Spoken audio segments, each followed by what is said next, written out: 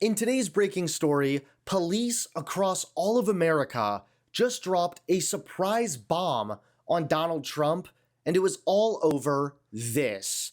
That's right, things are not getting any better for poor old Donald Trump.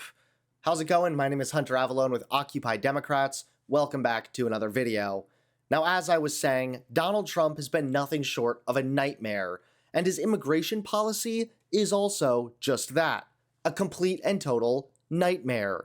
And now more and more people are standing up against Donald Trump's ICE. Oscar says he and his family received help from a Massachusetts-based network called Luce, which also runs a hotline for people to report ICE activity. They're just one of dozens of organizations across the country, online and in person, aimed at monitoring the agency. Like California-based People Over Papers, an online platform where volunteers can submit video or photos of suspected ICE sightings. Where we're at right now is well past the 13 million users since we've started this operation. We have people that log on every single day that do not leave their home without first opening our map. And your site, are you all volunteers?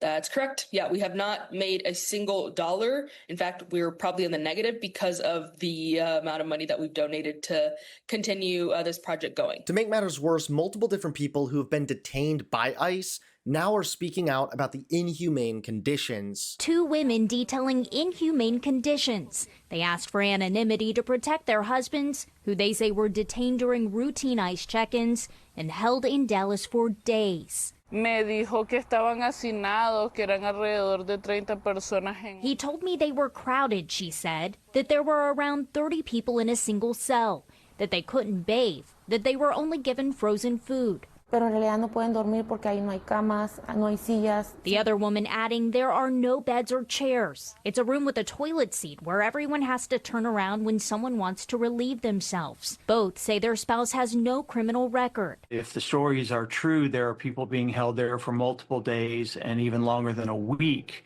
in conditions that are not intended to be where people are housed, and this gave us great concern. Kessler Park United Methodist Senior Pastor Eric Folkerth is among clergy who heard from concerned families during a routine vigil outside of the ICE office this past Monday. If people are being held longer than a few hours in a center that is only meant to do intake, then I think we should all have some moral questions about how the treatment of people. And now things went from bad to worse. That's right, because police just dropped a surprise bomb on Donald Trump, and it was all over this. Take a look at today's top story. Trump has been left stunned after a bombshell move from police across the country, and this time, it's not coming from Democrats or the so-called deep state. It's coming from some of his own MAGA-aligned sheriffs. According to a new report from NBC News, the Trump administration has been quietly trying to poach deputies from local police and sheriff departments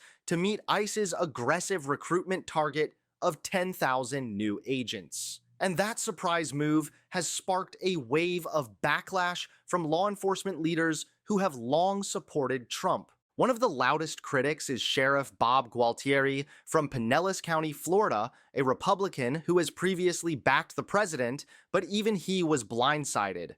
In a statement to NBC, Gualtieri said, ICE is actively trying to use their existing partnership to recruit his deputies, calling the move flat out wrong and expressing his concern directly to ICE leadership. Other departments across Georgia, Texas, and Florida confirmed they also received recruitment emails from ICE, attempting to pull officers away at a time when local departments are already struggling with staffing shortages. One Florida police chief, speaking anonymously, didn't hold back, saying, "Now you know why everybody's so pissed."